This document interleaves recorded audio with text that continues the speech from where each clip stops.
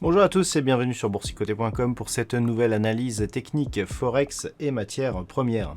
Avec une configuration qui semble se retourner, puisque hier encore je vous disais qu'on était toujours dans une dynamique baissière ici qui évoluait sous la moyenne mobile 20 exponentielle. Et puis on avait un objectif à 1.19 qui n'a pas été atteint avant ce retournement ici qui est intervenu durant la nuit. Alors on est repassé ici au-delà de la zone des 1.20 et on s'inscrit désormais dans une dynamique relativement forte. On vient ici se stabiliser sur des niveaux de résistance qui ont déjà été testés ici sur cette bougie.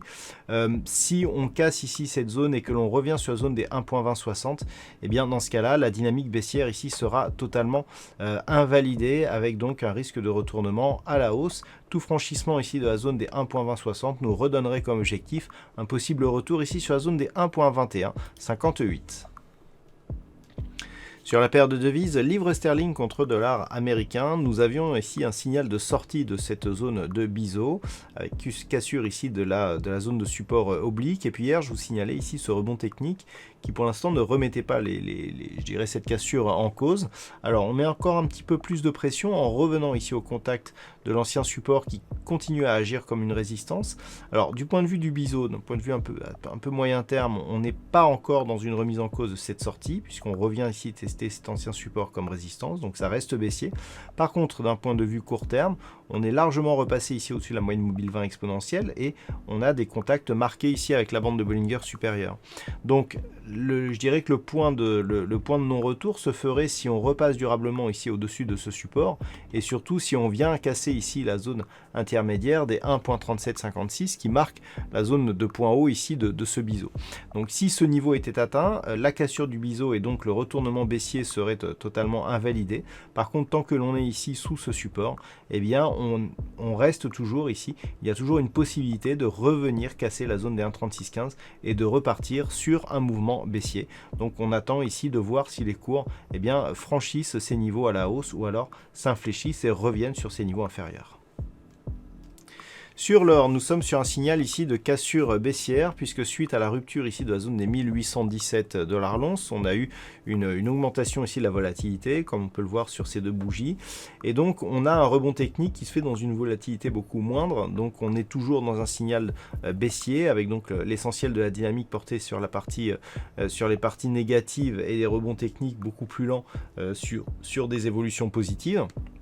On vient chercher ici la zone des 1817 $ l'once qui était précédemment une zone de support et qui semble agir désormais comme zone de résistance, niveau vers lequel évolue aussi la moyenne mobile 20 exponentielle. Donc on reste ici dans une dynamique baissière, sachant que pour invalider une poursuite de cette dynamique, il faudrait tout simplement repasser au-delà ici des 1817 et de cette moyenne mobile 20 exponentielle. Tant que l'on reste sous ces niveaux, la tendance reste baissière ici avec potentiellement un rebond technique qui n'est ni plus ni moins qu'en train de se développer. Donc pour l'instant, ça reste baissier sur le métal jaune.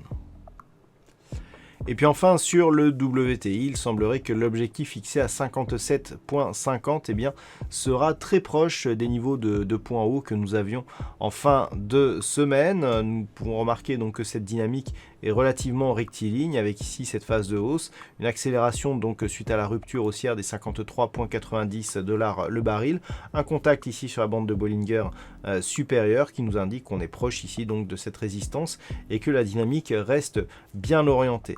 Donc on est quelque part dans cette dynamique, à voir si les cours passeront ici au-delà des 57,50, auquel cas nous aurions de nouveaux objectifs haussiers à définir, ou alors si les cours se stabilisent ici entre cette zone de résistance et la zone des 53,90.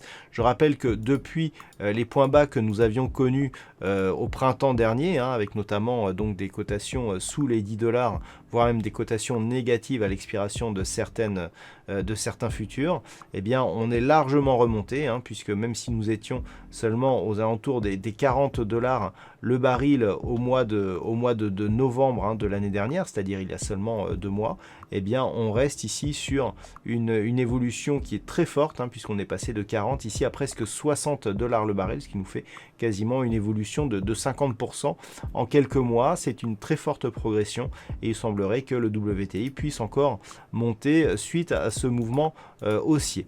Donc ça reste haussier à tous les niveaux, que ce soit sur le moyen que sur le court terme, sur le WTI, malgré une configuration ici qui marque un signal d'affaiblissement de cette dynamique haussière, tant sur le MACD que sur le RSI qui commence à se mettre en divergence baissière.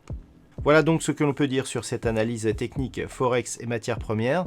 Passez un bon week-end, on se retrouve dès la semaine prochaine pour d'autres analyses techniques, toujours sur le site boursicoté.com.